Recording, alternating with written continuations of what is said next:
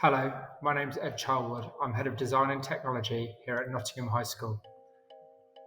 In this course, we're going to learn all about e-portfolios. We're going to explore the benefits, drawbacks, opportunities and limitations of using e-portfolios with both student and teacher-created e-portfolios.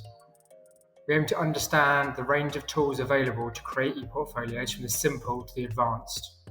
We're going to reflect on which activities you already do in your design and technology classrooms that can easily be transferred to an e-portfolio while leveraging more potential from it as a learning opportunity.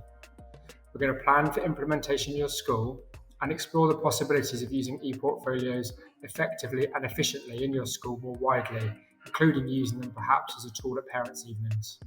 And finally, you're going to create, curate, publish and share your own portfolio, which we can share with the wider design and technology community.